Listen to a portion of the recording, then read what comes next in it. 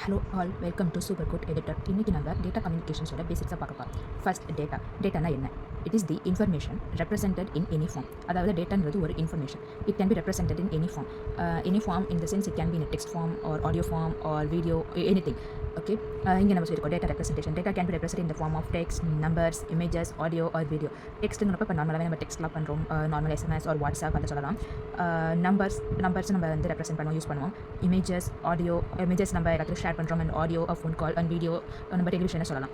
இன்னும் கொஞ்சம் டீப்பாக சொல்லணும்னா டெக்ஸ்ட்டுங்கிறது வந்து நம்ம எப்படி சொல்லலாம்னா நம்ம டெக்ஸ்ட், நம்பர்ஸ், இமேஜஸ் இது எல்லாத்தையுமே பிட் பேட்டர்னில் தான் நம்ம ஷேர் பண்ணுவோம். Bit pattern means either it can B 0 or 1.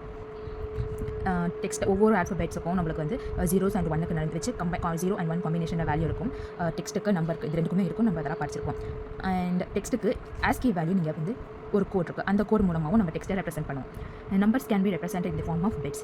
Images can also be represent in the form of bits. எப்படின்னா இமேஜஸ் நம்ம டீப்பராக லுக் பண்ணும்போது பிக்சல் இருக்கும், அந்த பிக்சலை சிம்பிளாக இன்னும் பிரேக் பண்ணும்போது அந்த பிக்சலோட வேல்யூஸ் எல்லாத்தையும் நம்ம 0 or 1 ரெப்ரசென்ட் பண்ணலாம். ஸோ அது மூலமாக நம்ம ஷேர் பண்ணலாம். இது எல்லாமே டிஸ்க்ரீட் வேல்யூ, இது எல்லாமே discrete entity. Discrete in the sense they are not continuous. But ஆடியோன்னு வரும்போது audio is a continuous entity.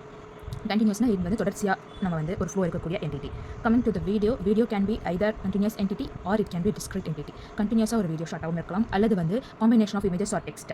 அதாவது இமேஜஸாக கண்டினியூஸாக ப்ளே பண்ணலாம். Image is a discrete entity. அதை நம்ம கண்டினியூஸாக பண்ணும்போது அது வந்து it looks like a continuous entity, but it is a discrete entity. Continuous and discrete நம்ம முன்னாடியே சொல்லியிருப்போம். டேட்டா கம்யூனிகேஷன்ஸ்னால் என்ன?